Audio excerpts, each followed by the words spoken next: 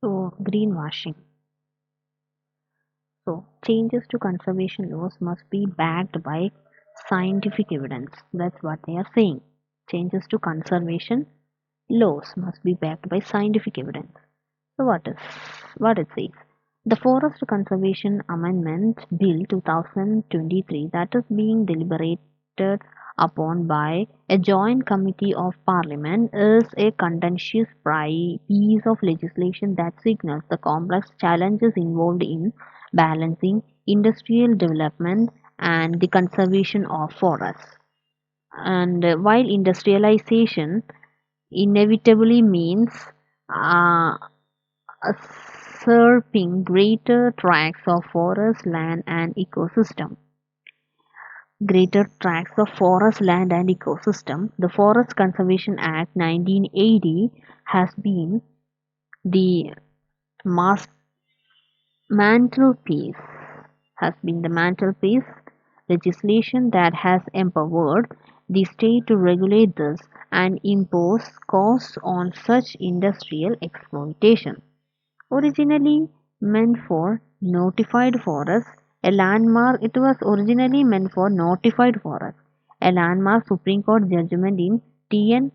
Godavarman Tirumulpad case of 1996, among other things, broadened the scope of such protection to even those not officially classified. So it was first applicable only for notified forests, and then later on, in after the judgment of T.N.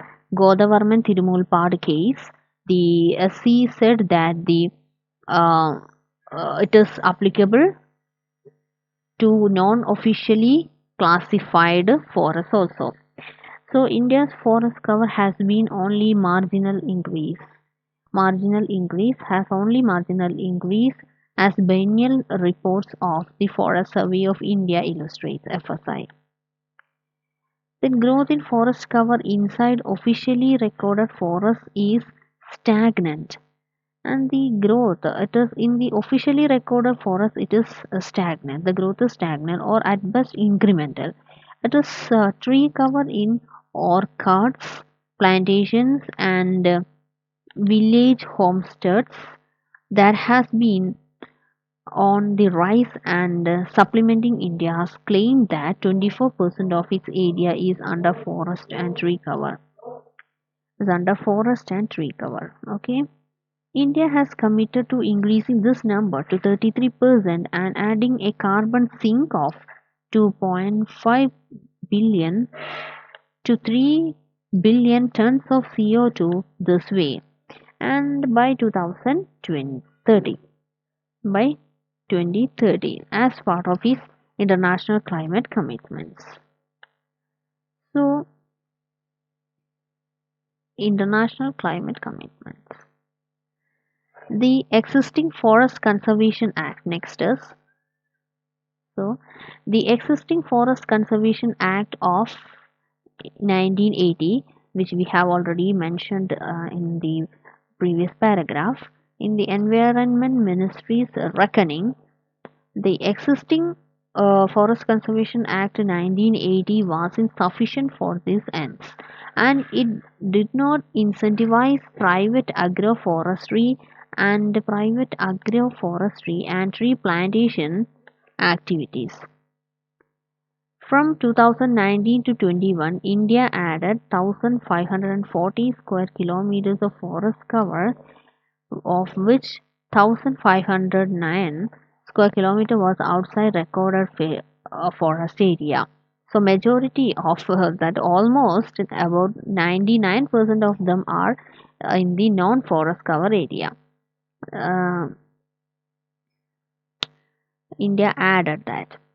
So the new amendments to the Forest Act gave such incentives by clearly defining the limits of 96 judgment. So the new amendments, it gave such incentives by clearly defining the limits of the 96 judgment.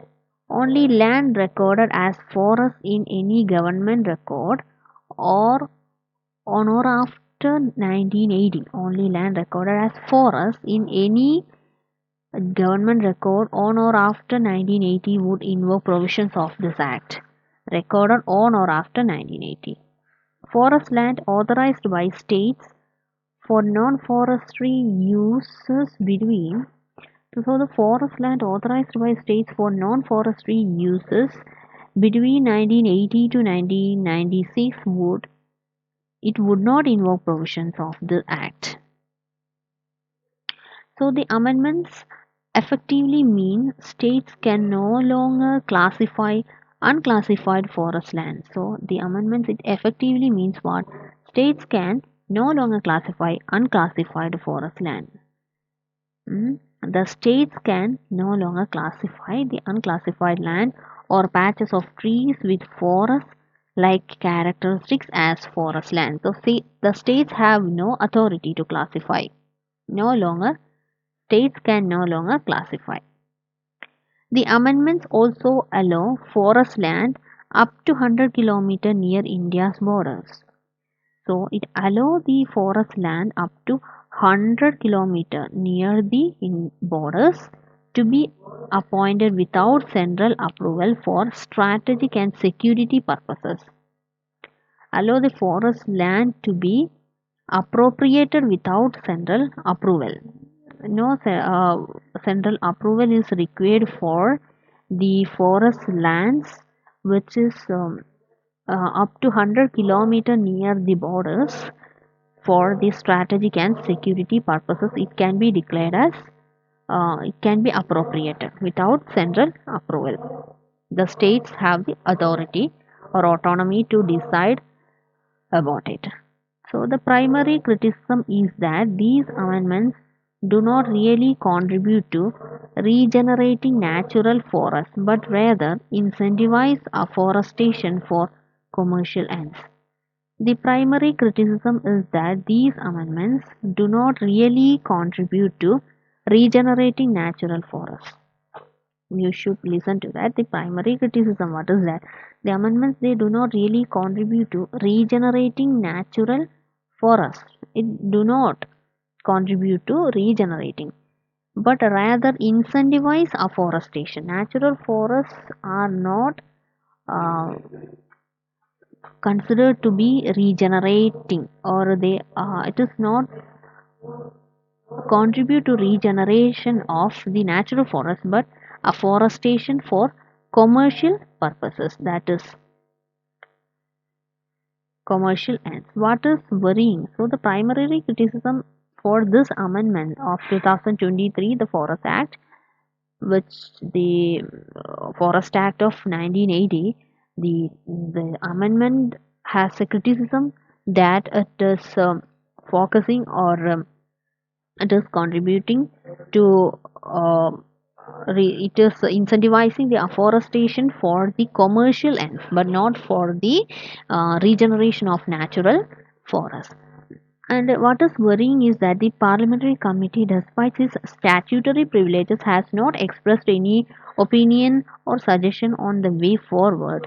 Grooming private forests might look good in the theory, but expecting them to be a permanent carbon stock is wishful thinking, given that strong market incentive exists to use them as carbon credits. So, the grooming private forest, it might look good in theory, but expecting them to be a permanent carbon sink, it is wishful thinking, given that strong carbon incentives exist to use them as carbon sinks. So, while new climate realities might necessitate changes to the way conservation laws are interpreted, these must be backed by rigorous scientific evidence. That's all.